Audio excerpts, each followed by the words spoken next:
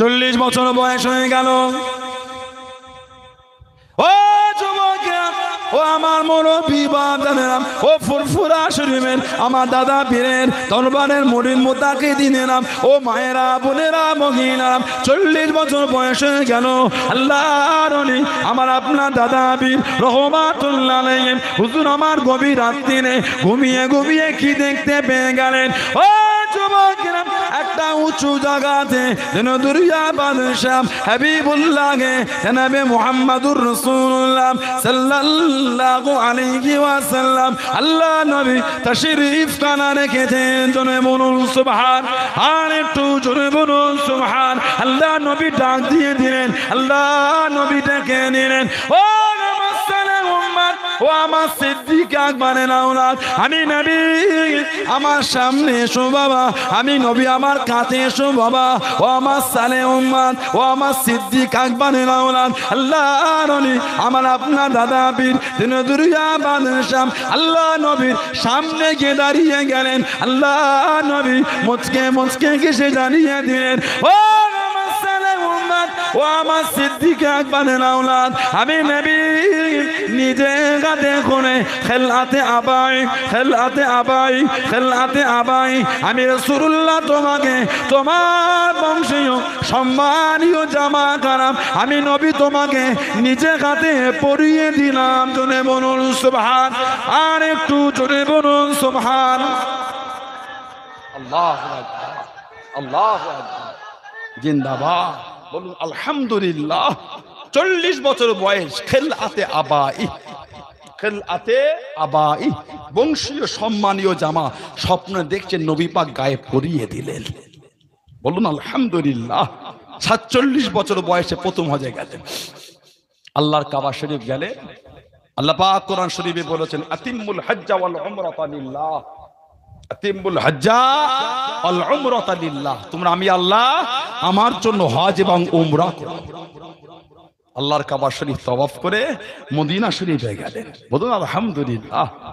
Medina তো আমাদের জান, মদিনা শরীফ আমাদের জান। ফতি আলী ওয়াইসি হুজুর বলেছেন, দাদা হুজুরের পীর রাহমাতুল্লাহ আলাইহি, আল্লাহ মদিনা শরীফে যদি ধুলো আর বালু একটু পেতাম, যত্ন করে তুলে রেখে দিয়ে চোখে সুরমা করে ব্যবহার করতাম। আল্লাহ ওই জমিনে আমার নবীর নূরের কদম শরীফে হেঁটে হেঁটে ঘুরেছে। সুবহানাল্লাহ বললেন না? দাদা হুজুর মদিনা শরীফে গেলেন। আল্লাহ রাসূল বলেছে মান হাজ্জা, যে হজ করলো, ফাজারা কাবির বাদা ওয়াফাতি, আর আমি নবী আমার ওয়াফাত শরীফের পরে আমার রওজা কবরটা জিয়ারত করলো, কামান জারানি ফি হায়াতি, সেজন্য আমি নবী আমার সাথে জিন্দা জীবিত মোলাকাত করলো। এখন সমাজে কিছু বলে হজ করব মদিনা শরীফে, মক্কা শরীফে, মদিনা শরীফে কেন যাব? নাউজুবিল্লাহ বলে, জোরে বলে। হাদিস শরীফে এসেছে আল্লাহর রাসূল বলেছেন যে মক্কা শরীফে এলো আর আমি নবী আমার সাথে দেখা করতে এলো না, সেজন্য আমি নবী আমার উপর জুলুম করলো। নাউজুবিল্লাহ বলে। আল্লাহ রাসূল বলেছেন মানজানি যায়িরান, যে আমার কবরটা জিয়ারত করতে এলো সে শুধু আমার জিয়ারতের জন্যই আসলো। যে আমার কবর শরীফে এলো আর সে শুধু আমার জিয়ারতের জন্যই এলো, আমি নবী আমার উপর ওয়াজিব হয়ে যায়, তার জন্য কিয়ামতে আল্লাহ দরবারে শাফা সুপারিশ করা আমি নবী আমার উপর ওয়াজিব হয়ে যায়। জোরে বলুন, আর জোরে বলা যাবে না? আমার ভাইয়েরা, বাপজানেরা, ছেলেরা, যুবকেরা, দাদা পীর কেবলা গেলেন নবী পাকের রওজা শরীফে হাজিরা দিলেন, জিয়ারত করে ওইখানে কিছুদিন রয়ে গেলেন। হযরত সৈয়দ আমির রেদওয়ান ওনার সান্নিধ্য নিয়ে 40টা হাদিস শরীফের কিতাবে সনদ পেয়ে দাদা হুজুর বাংলায় আবার ফিরে এলেন।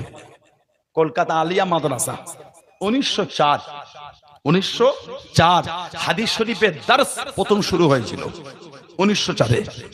আর মুজাদ্দিদুজ্জামান কলকাতা কাশপট্টি মসজিদ শামসুল উলামা হযরত শাহ শফিউল্লাহ রাহমাতুল্লাহকে 20টা টাকা বেতন দিয়ে ওই কলকাতা ঘাসপট্টি মসজিদে 1902 আলিয়া মাদ্রাসায় হাদিস শরীফের দর্স দিবার 2 বছর আগে দাদা হুজুর কলকাতায় প্রথম হাদিস শরীফের দর্স দেওয়া শুরু করেছিলেন। জোরে বলুন, মাঝে মাঝে দাদা হুজুর নিজেও গিয়ে দাস দিতেন, হাদিস শরীফ পড়াতেন। আলা হযরত মুফতি আজম মেজলা হুজুর আবু জাফর সিদ্দিক রাহমাতুল্লাহ আলাইহি হুজুর কেবলা দাদা পীর সাহেব কেবলার কাছে বসে বসে 20টা হাদিস শরীফের কিতাবের সনদ মেজর হুজুর কেবলা পেয়েছিলেন। বলুন না সুবহানাল্লাহ। দ্বিতীয়বার হজে গেলেন 1330। ভাববেন না দাদা হুজুরের মুরিদ খালি মালদা বা পশ্চিমবাংলা খালি ভারতে, না না। দ্বিতীয়বার হজে গেলেন পানির জাহাজ রিজার্ভ, 1300 থেকে 1400 জন মানুষ সঙ্গে নিলেন কাইয়ুমে জামান বড় হুজুর রহমাতুল্লাহকে। সুবহানাল্লাহ বললেন না। দাদা হুজুর মাঝে মাঝে বলতেন এটা হলো আমার আল্লাহ পাকের কাবা শরীফের গেলাপ ধরে দোয়া চাওয়া ছেলে। প্রথম হজে গেলেন তখন দাদা হুজুর কেবলার ছেলে ছিল না, হতে ইন্তেকাল হয়ে যেত। ওই হজে গিয়ে গিলাপ ধরে কাঁদলেন, আল্লাহ একটা আওলাদ আমাকে দেন, ছেলে নেই আমার। ওই দোয়া চাওয়া ছেলে হলেন বড় হুজুর কেবলা। বললেন না সুবহানাল্লাহ। বড় হুজুর কেবলাকে দিলেন। তখন সৌদির নিয়ম ছিল কোয়ারেন্টাইন, 1330 কোয়ারেন্টাইন।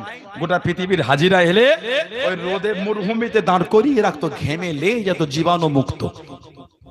সৌদির গভর্নর ছিলেন শরীফ হুসাইন, খবর পেয়ে গেলেন বাংলা জমিন থেকে হজ করতে আসছেন এই জামানার মুজাদ্দিদ হযরত আবু বকর সিদ্দিক রাহমাতুল্লাহ। জোরে বলবেন না। সৌদির গভর্নর শরীফ হুসাইন, উনি মুরিদ ছিলেন হযরত আব্দুল হক মুহাজ্জিরে মক্কি রাহমাতুল্লাহ। জোরে বললেন না। আল্লাহর ওলি চিন্তা কিনারা লেগে গেল। ও যুবকেরা, পানির জাহাজ খানা চিন্তা পড়ে লেগে গেল। আল্লাহর ওলি আমার আপনার দাদা আবি রহমাতুল্লাহ আলাইহি চিন্তা পড়ে নেমে গেলেন কাইয়ুমে জামান হযরত বড় হুজুর পীর কেবলা রহমাতুল্লাহ আলাইহি চিন্তা পড়ে নেমে গেলেন। খলিফা মুইন মুতাকিদিন নেমে গেলেন। ও যুবকেরা, আর কোয়ারেন্টাইন হলো না, আর রোদেতে নিয়ে গেল না। সৌদির গভর্নর শরীফ হুসাইন আলান সালান খানা জানালেন, ইস্তেকবাল খানা জানালেন, ওয়েলকাম খানা জানিয়ে দে সাথে সাথে করে নেন আল্লাহ পাকের কাবা শরীফের সামনে নিয়ে গেলেন। জোরে বলুন সুবহান, আর একটু জোরে বলুন সুবহান। ইনি জামানার মুজাদ্দিদ, ইনাকে রোদে দাঁড় করাবো না, সম্মান জানিয়ে আল্লাহর কাবা শরীফের সামনে নিয়ে গেলেন। জোরে বলুন সুবহানাল্লাহ। কাবা শরীফ তওয়াফ হলো, দাদা হুজুর মাথাপে বসতেন, চাতান মাথাপটায়। সৌদির বড় বড় আলেমরা দাদা হুজুরের কাছে এসে বসতেন। হুজুরের কাছে এসে বায়াত শুরু হয়ে গেল। বিভিন্ন দেশের হাজিরা এসে বায়াত হচ্ছেন। তার মধ্যে সৌদি আরবে বড় বড় আলেম ছিলেন, জানাদের মধ্যে একজনের নাম ছিল হযরত বদরুদ্দিন মক্কি রাহমাতুল্লাহ। সৌদি আরবের একটা বড় আলেম জানার নাম ছিল হযরতে বদরুদ্দিন মক্কি রাহমাতুল্লাহ। আর একটা আলেমের নাম ছিল হযরতে মুআজ্জিন হোসেন রাহমাতুল্লাহ। সৌদি আরবের বড় বড় আলেমরা এসে দাদা পীরের কাছে বায়াত হয়ে গেলেন। জোরে বলুন। বললেন আলহামদুলিল্লাহ।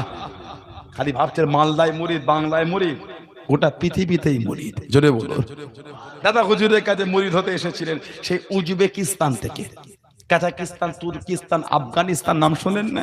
আপনার অসুবিধা হয়, বিরক্ত লাগে? দোয়া করে দেবো? নারে তাকবীর, এতে আওয়াজ হয় না। এই হুজুরটা কখন থেকে বসে আছে, ঘেমে নিয়ে গেল, দয়া হয় না। নারে তাকবীর। এই হলো, এদিকে কুরবানি হয় না বলে। এই গ্রামে কটা হলো? 63, 65। মারহাবা মারহাবা। সত্যি হয়েছে? বড়টা না ছোটটা? গোস্তালে খায়নি মনে হচ্ছে। নারে তাকবীর, নারে তাকবীর, নারে তাকবীর। সিলসিলায়ে মুজাদ্দিদুজ জামান, সিলসিলায়ে মুজাদ্দিদুজ জামান। ফুরফুরা শরীফে দাদা পীরের দরবারের মুরিদ মুতাকিদিন গো, ফুরফুরা শরীফে দাদা পীরের দরবারের মুরিদ মুতাকিদিন গো। আহলে সুন্নাত ওয়াল জামাত, আহলে সুন্নাত ওয়াল জামাত। যদুপুর হসপিটাল পাড়া বাসরি কিসানের সওয়াব। নারে তাকবীর, নারে তাকবীর। বলেন না আলহামদুলিল্লাহ। আমার ভাইয়েরা, বাপজানেরা, ছেলেরা, যুবকেরা, মুরব্বীরা, উজবেকিস্তান নাম, জায়গাটার নাম হলো বুখারা। বুখারা দেশের নাম নয়, বুখারা জায়গার নাম। দেশের নাম হলো উজবেকিস্তান, গ্রামের নাম হলো যদুপুর হসপিটাল পাড়া, জেলার নাম হলো মালদা। মালদা গ্রামের নামটা কি? যদুপুর হসপিটাল পাড়া। দেশের নাম হলো উজবেকিস্তান, জায়গাটার নাম বুখারা, যেখানে মুহাম্মদ ইবনে ইসমাইল বুখারী, ইমাম বুখারী রাহমাতুল্লাহ বাড়ি, যেখানে নাম হযরত ওমর ফারুক বুখারী রাহমাতুল্লাহ। নকশবন্দ তরিকার আমল করতে নকশবন্দিয়া, পীর ইন্তেকাল হয়ে গেলেন, চিন্তিত হলেন কার হাতে গিয়ে বায়াত হব। মুরিদ ইলমে মারিফাতের নূর, ইলমে মারিফাতের নূর পাবো। কলব রূহ শের খফি আকফা নফস আব আতশ খাকবাত, এই 10 লতিফা, এই 10 লতিফা যখন জারি হয়ে যায়, এই 70,000 লোমের গোড়া থেকে আল্লাহ আল্লাহ জিকির শুরু হয়ে যায়। ওই মাকামটাকে বলা হয় সুলতানুল আসকার। যারা তাসাউফ মশক করেন তারা জানে সুলতানুল আসকার। ওরা মাকাম আছে, এনাবাদ মাকাম, জহুদের মাকাম আছে, অনেক মাকাম আছে, কথা বললেন না? এটা হলো সুলতানুল আসকার। ছোট হুজুর কেবলাকে আল্লাহ দিয়েছে ওই দরজা। ছোট হুজুরের গায়ের পশমের গোড়া থেকে আল্লাহ আল্লাহ জিকির হতো। বললেন আলহামদুলিল্লাহ।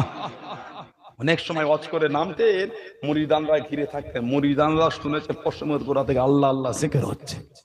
আহা, দনপোতার জঙ্গলে ইবাদত করতেন, যেতেন, সাথী ছিল দুটো, লাঠি আর ওজল লোটা, ফিরতেন দুটো, গভীর রাত্রিরে ফিরতেন। আমি নিজে দাদি আম্মা জানের জাবানে শুনেছি, বাবা তো দাদু যখন ওই রাত্রিরে জিকির করে বাড়িতে আসতেন, তখনও পর্যন্ত দেখেছি গায়ের পশমগুলো সব সোজা হয়ে আছে। ও কানটাকে পশমের গোড়ায় বাড়িয়ে দিয়ে তখনও পর্যন্ত শুনেছি পশমের গোড়া থেকে আল্লাহ আল্লাহ আল্লাহ, এই জিকিরের আওয়াজ পশমের গোড়া থেকে আমরা নিজে কানে শুনেছি।